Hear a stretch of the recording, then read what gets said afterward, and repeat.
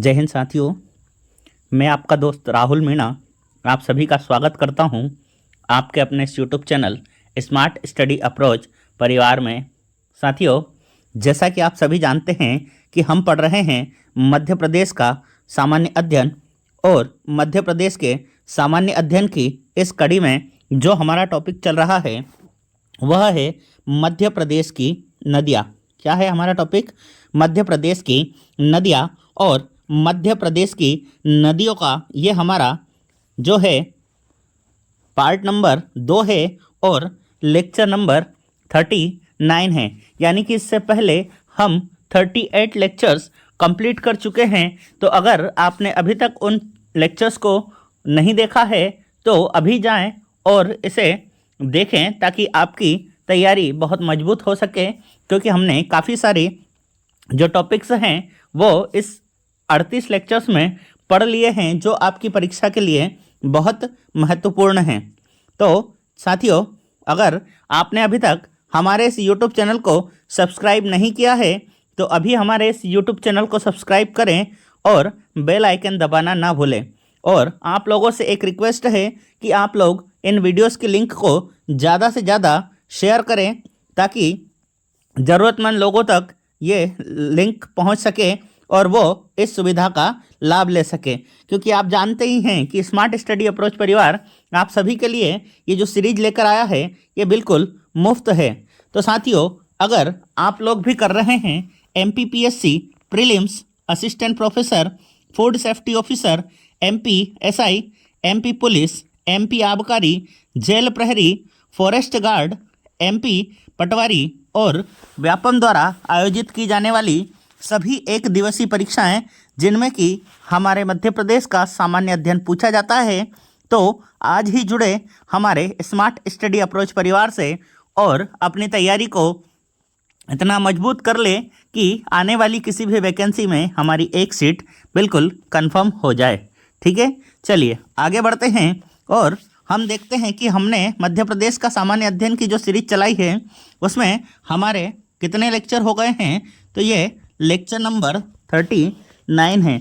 और इसके अलावा जो हमने 38 लेक्चर हैं तो उन 38 लेक्चर में हमने क्या क्या पढ़ लिया है तो देखिएगा, इन लेक्चर्स में हमने मध्य प्रदेश का गठन, मध्य प्रदेश का सामान्य परिचय, मध्य प्रदेश के पर्वत, मध्य प्रदेश की मिट्टियाँ, मध्य प्रदेश की जलवायु, मध्य प्रदेश की ऋतुएँ, मध्य प्रदेश का भौतिक विभाजन, मध्य प्रदेश की जनगणना, मध्य प्रदेश के राष्ट्रीय उद्यान, मध्य प्रदेश के अभयारण्य, मध्य प्रदेश के वन एवं वन रिपोर्ट 2023 और साथ में हमने पढ़ लिए हैं मध्य प्रदेश के उद्योग। और अभी जो हमारा लेक्चर चल रहा है या टॉपिक चल रहा है वो है मध्य प्रदेश की रिवर,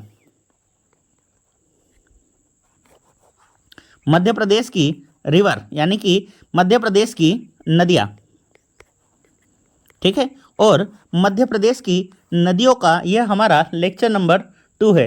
तो चलिए शुरू करते हैं और हम देखते हैं कि पिछले लेक्चर में ये हमने मैप के थ्रू देखा था कि कौन कौन सी नदियाँ हमारी बहती है, हमारे मध्य प्रदेश में कौन कौन सी नदियाँ बहती है।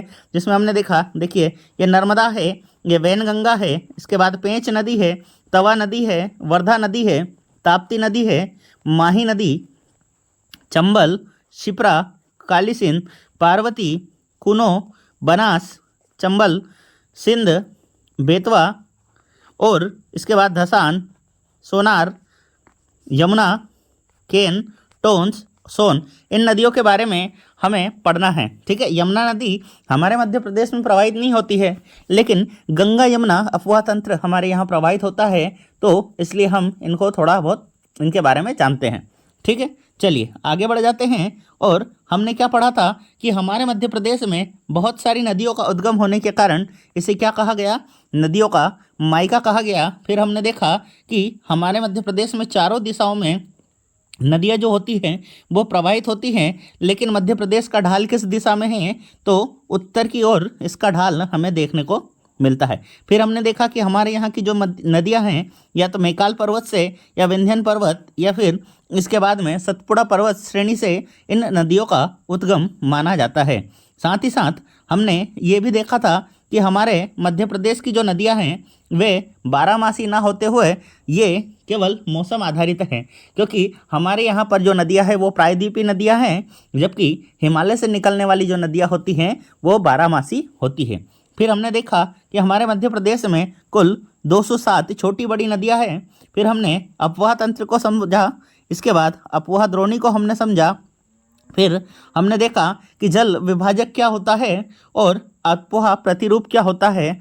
फिर हमने ये भी देखा कि नदी द्रोणी और जल संभार क्या होता है।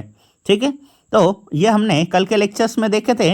इसके अलावा हमने ये भी देखा कि हमारे मध्य प्रदेश की 5 बड़ी जो नदियां हैं वो कौन कौन सी हैं। तो सबसे पहले नर्मदा 1312 किलोमीटर, दूसरी हमने पढ़ी चंबल नदी 965 किलोमीटर, तीसरी हमने पढ़ी सोन नदी 780 किलोमीटर, चौथी जो नदी है हमारी वह ताप्ती है 724 किलोमीटर। इसके बाद जो पांचवी नदी है हमारी वह है बेतवा और 590 किलोमीटर इसकी लंबाई है। और ये हमारे मध्य प्रदेश की 5 बड़ी नदियां हैं, जिसमें अगर पूछ लिया जाए कि मध्य प्रदेश की सबसे लंबी नदी कौन सी है तो नर्मदा नदी है। और हम इन सब में भी एक एक करके अच्छे से जानेंगे। ठीक है, फिर हमने ये देखा कि हमारे मध्य प्रदेश में कितने अपवाह तंत्र है। तो हमारे यहाँ पर टोटल 6 अपवाह तंत्र हैं। कितने हैं? 6 अपवाह तंत्र हैं। कौन कौन से? तो पहला हमने देखा गंगा यमुना अपवाह तंत्र, दूसरा था हमारा नर्मदा नदी अपवाह तंत्र, तीसरा हमारा ताप्ती नदी अपवाह तंत्र, चौथा है हमारा गोदावरी नदी अपवाह तंत्र, पांचवे की बात करेंगे तो महानदी अपवाह तंत्र, और जो छठवा है वह है महानदी अपवाह तंत्र। तो इन 6 भागों में हमने हमारे मध्य प्रदेश के अपवाह तंत्र को बांटा है। अच्छा, मध्य प्रदेश को किस नाम से जाना जाता है? तो मध्य प्रदेश को हम नदियों के मायके के नाम से भी जानते हैं। ठीक है, क्योंकि यहाँ पर कितनी नदियाँ? लगभग 207 छोटी बड़ी नदियाँ यहाँ प्रवाहित होती है। ठीक है, तो ये यहाँ तक तो हमने कल के लेक्चर्स में देख लिया था। तो चलिए आज की शुरुआत हम करते हैं हमारे इस लेक्चर से, और शुरू करते हैं हमारा पहला पॉइंट क्या है? गंगा यमुना अपवाह तंत्र। ये हमारा पहला अपवाह तंत्र है। तो चलिए इसकी हम बात कर लेते हैं। तो याद रखिएगा यह हमारे मध्य प्रदेश का सबसे बड़ा अपवाह तंत्र है। कल को प्रश्न आ सकता है कि बताइए निम्नलिखित में से सबसे बड़ा अपवाह तंत्र कौन सा है जो मध्य प्रदेश में प्रवाहित होता है? तो हमारा सही जवाब क्या हो जाएगा? गंगा यमुना अपवाह तंत्र। ठीक है, अब हम देखें कि ये कहाँ पर विस्तृत है। तो यह हमारे मध्य प्रदेश के उत्तर और उत्तर पूर्वी इलाके में यह है। तो देखिए अगर इस मैप के अंदर बात की जाए कि भैया मैप में कहाँ पर है, तो देखिए मैं आपको इसकी लोकेशन भी दिखा देता हूँ मैप में कि ये कहाँ पर स्थित है। ठीक है, चलिए थोड़ा सा मैप को हम छोटा कर लेते हैं ये। ठीक है, चलिए अब अगर बात की जाए तो ये जो मैं बना रहा हूँ ये पूरा जो क्षेत्र बन रहा है इन नदियों के द्वारा, ये हमारा कौन सा अपवाह तंत्र बन जाएगा? तो याद रखिएगा ये बन जाएगा हमारा गंगा यमुना अपवाह तंत्र। ठीक है, गंगा यमुना अपवाह तंत्र। क्यों?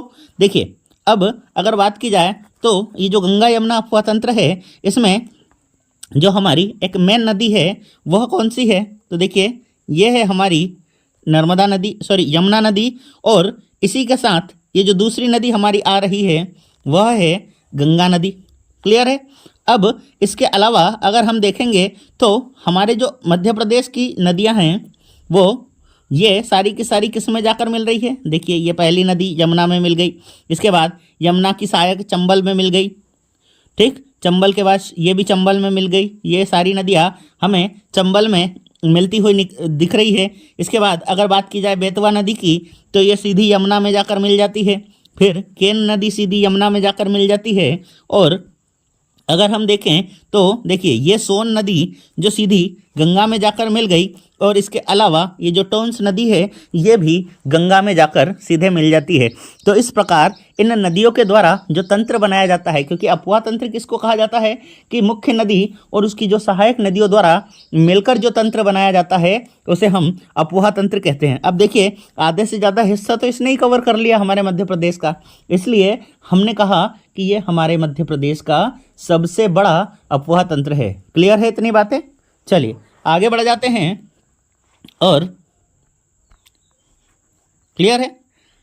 तो दोनों बातें समझ में आ गई। अच्छा, उत्तर और उत्तर पूर्व की बात करेंगे तो देखिए ये वाला जो एरिया है, ये मध्य प्रदेश का उत्तर वाला हिस्सा है, और ये वाला हिस्सा इसके पूर्व का है। तो उत्तर और पूर्व वाले इलाके में जो अफवाह तंत्र फैला हुआ है वह कौन सा है? तो गंगा यमुना अफवाह तंत्र हमारा इसमें फैला हुआ है। क्लियर है? अब बात की जाए तो यह अफवाह तंत्र लगभग 1.8 लाख वर्ग किलोमीटर क्षेत्र में फैला हुआ है। ठीक है? और अगर बात की जाए इस गंगा यमुना अफवाह तंत्र की, तो इसको भी हमने कितने भागों में बांट रखा है? तो इसको हमने 3 भागों में बांट रखा है। ठीक है? अब बोले 3 कौन कौन से भाग है? तो चलिए 3 भागों की बात कर लेते हैं। तो देखिए पहला जो भाग है हमारा वह है यमुना उप तंत्र, यानी कि वह नदियाँ जो सीधे यमुना में जाकर मिलती है। ठीक है?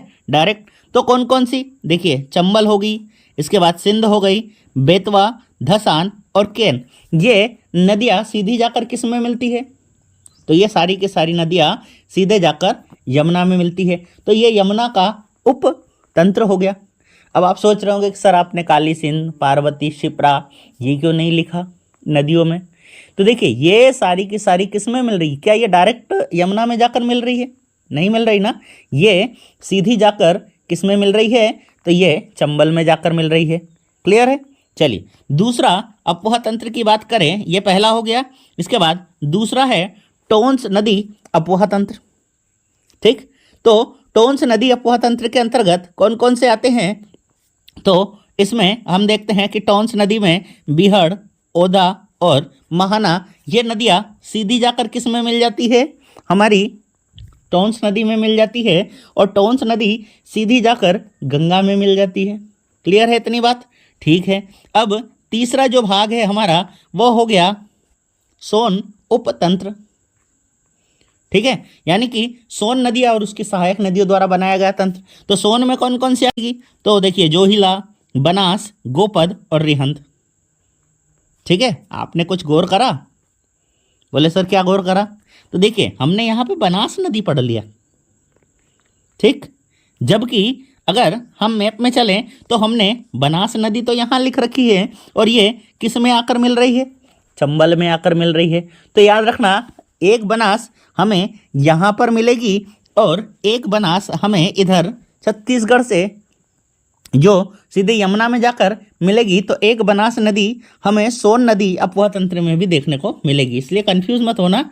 जबकि अगर ऑप्शन में आता है कि बनास किसकी सबसे बड़ी सहायक नदी है, तो हमारा आंसर चंबल की ओर ही जाएगा, क्योंकि दोनों ऑप्शन कभी एक साथ नहीं देंगे। क्लियर है? और अगर ऐसा होता है तो हम सब मिलकर उस क्वेश्चन को कैंसिल करवाएंगे। ठीक है? चलिए चलते हैं और अगले अफवाह तंत्र पर चलते हैं। और जो हमारा अगला अफवाह तंत्र है वह है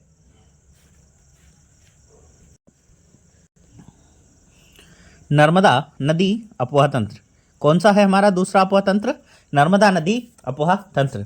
चलिए इसके बारे में जान लेते हैं कि यह हमारे मध्य प्रदेश का दूसरा सबसे बड़ा अफवाह तंत्र है। और अगर इसके अफवाह क्षेत्र की बात करेंगे तो यह लगभग 98,796 किलोमीटर क्षेत्र में यह फैला हुआ है, जिसका कि 89.9% या हम कह सकते हैं कि लगभग 85,000 वर्ग किलोमीटर जो एरिया है वो कहाँ पर फैला हुआ है? तो वह हमारे मध्य प्रदेश में फैला हुआ है। ठीक है? चलिए इसके आगे बढ़ते हैं और हम देखते हैं कि यह वृक्षानुमा अफवाह प्रतिरूप का निर्माण करती है। ठीक है? तो ये जब देखिए अगर ये प्रवाहित होती है तो ये इस तरह से ये वृक्ष की शाखाओं की तरह इस तरह से ये क्षेत्र बनाती हुई चलती है, जिसे हम किस नाम से जानते हैं? तो वृक्षनुमा अपोहा प्रतिरूप के नाम से जानते हैं। ठीक है, चलिए आगे बढ़ते हैं और अगला पॉइंट हम देखते हैं कि जो अगला पॉइंट है हमारा वह क्या है कि यह अमरकंटक के मैकाल पर्वत से निकलकर, ठीक है, निकलकर यह कहाँ पर जाकर मिल जाती है? तो यह खंबात की खाड़ी में जाकर गिर जाती है। क्लियर है? चलिए आगे बढ़ जाते हैं और हम देखते हैं इस अफवाह तंत्र के बारे में। तो जो नर्मदा नदी है उसकी याद रखिएगा टोटल कितनी? तो 41 सहायक नदियां हैं, जिसमें से बाएं साइड से 22 और दाएं साइड से 19 नदियां निकलती है।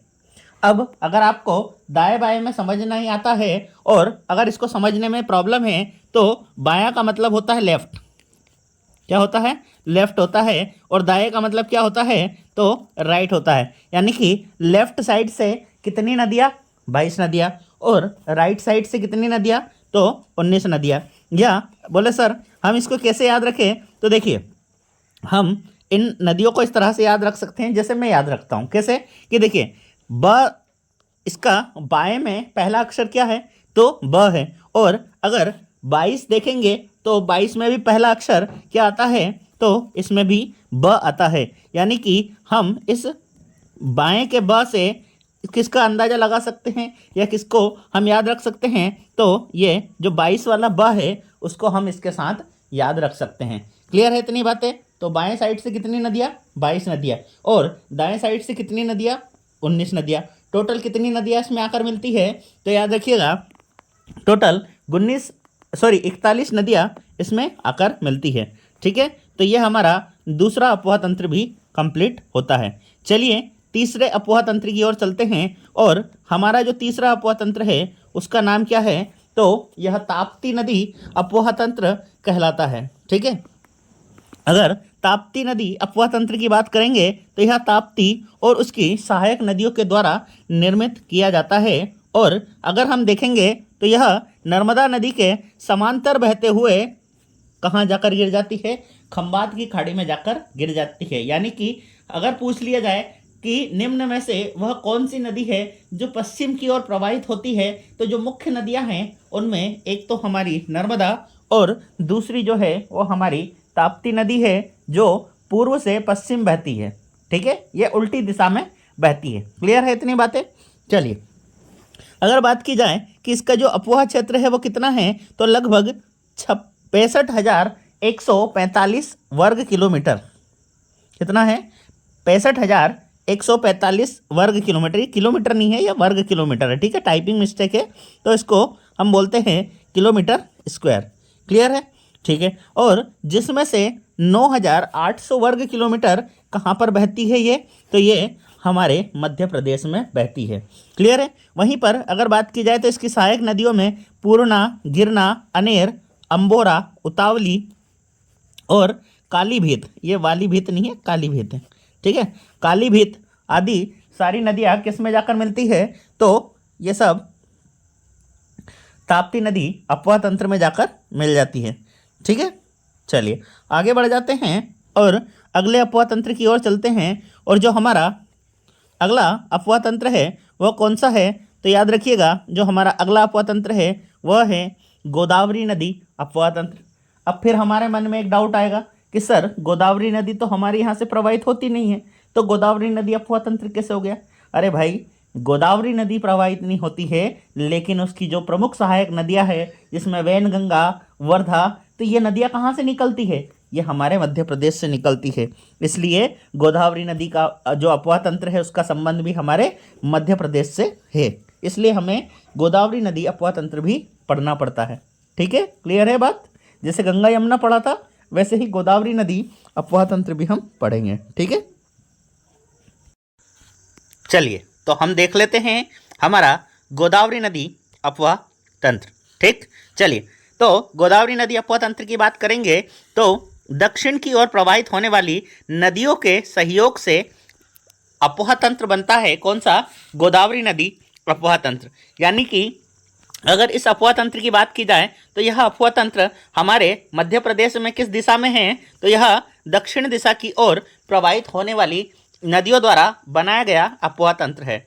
ठीक है, अब अगर इस अफवाह तंत्र की बात करें तो इसमें हमें वैनगंगा, बाघ, बावनथड़ी, पेंच, कान्हन इन नदियों को इसमें हमने शामिल किया है और इसके द्वारा जो तंत्र बना वह कौन सा हो गया हमारा, तो गोदावरी नदी अफवाह तंत्र इसके अंतर्गत आता है। वहीं अगर बात की जाए कि मध्य प्रदेश में कुल कितना क्षेत्र है जो गोदावरी अफवाह तंत्र के अंतर्गत आता है, तो वह है 23,388 किलोमीटर स्क्वायर। ठीक है, वर्ग किलोमीटर।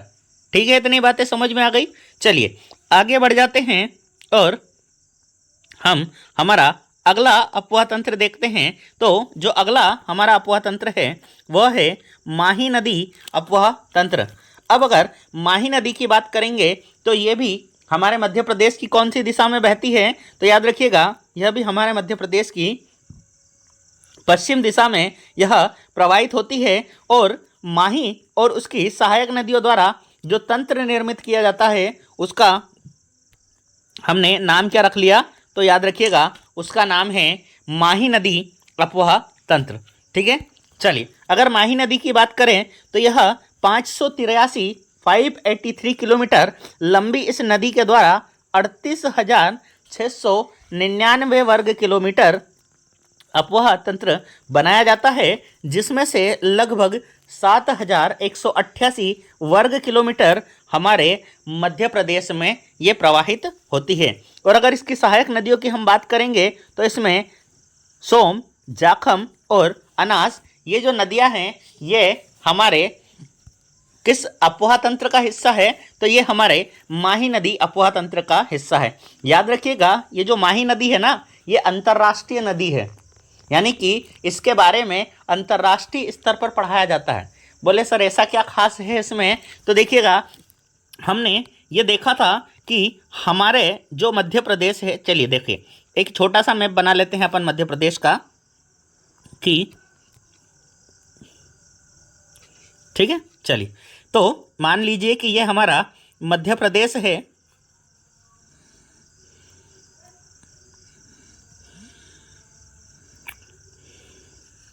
ठीक है, ये हमारा मध्य प्रदेश बन गया। और हमने जब मध्य प्रदेश का सामान्य परिचय पढ़ा था तो उसमें हमने देखा था कि हमारे मध्य प्रदेश से एक रेखा गुजरती है जिसका नाम क्या है, तो याद रखिएगा उस रेखा का नाम है कर्क रेखा, ट्रॉपिक ऑफ कैंसर, जो कि 23.5 डिग्री कौन सा, उत्तरी अक्षांश। ठीक है, 23.5 डिग्री उत्तरी अक्षांश पर स्थित है। और अगर हम देखेंगे तो यहाँ धार जिले से ये नदी निकलती है और ये ऐसे बहते हुए यहाँ चली जाती है। और प्रश्न ये पूछा जाता है कि वह कौन सी नदी है जो कर्क रेखा को 2 बार काटती है, तो हमारा सही जवाब क्या हो जाएगा, तो हमारा सही जवाब हो जाएगा माही नदी। ठीक है, तो सीधा सीधा प्रश्न आता है और बहुत बार परीक्षाओं में पूछा गया प्रश्न है कि वह कौन सी नदी है जो कर्क रेखा को 2 बार काटती है, तो हमारा सही जवाब क्या हो जाएगा, माही नदी हो जाएगा। क्लियर है, इसलिए हम और भी देखेंगे कि कौन सी नदी मकर रेखा को काटती है, कौन सी भूमध्य रेखा को काटती है, तो ये जब हम माही नदी पढ़ेंगे तो उसमें मैं आप लोगों को बता दूंगा। क्लियर है, चलिए इसको रेस कर देते हैं हम लोग और हमारा जो अंतिम अफवाह तंत्र है उस पर चलते हैं। और जो हमारा अंतिम अफवाह तंत्र रहेगा उसका नाम रहेगा माही नदी अफवाह तंत्र। ठीक है, और अगर माही नदी अफवाह तंत्र की बात करेंगे तो यह हमारा मध्य प्रदेश का सबसे छोटा अफवाह तंत्र है। सबसे बड़ा अफवाह तंत्र बताइए कौन सा है, तो सबसे बड़ा जो अफवाह तंत्र है वह है गंगा यमुना अफवाह तंत्र। ठीक है, यह सबसे बड़ा। ठीक, और सबसे छोटा कौन सा, तो महानदी अफवाह तंत्र सबसे छोटा है। और अगर इसकी बात की जाए तो यह केवल 154 वर्ग किलोमीटर 154 किलोमीटर स्क्वायर एरिया में फैला हुआ है। और अगर बात की जाए तो जो महानदी है उसकी सहायक नदी जो हमारे मध्य प्रदेश से निकलती है उसका नाम क्या है, तो हंस 2 नदी है। और इस नदी के महानदी में मिलने के कारण हमारे मध्य प्रदेश में सबसे छोटा अफवाह तंत्र बनता है महानदी अफवाह तंत्र। ठीक है साथियों, तो आज के लिए फिलहाल इतना ही। जय हिंद, भारत माता की जय, वंदे मातरम, जय श्री महाकाल।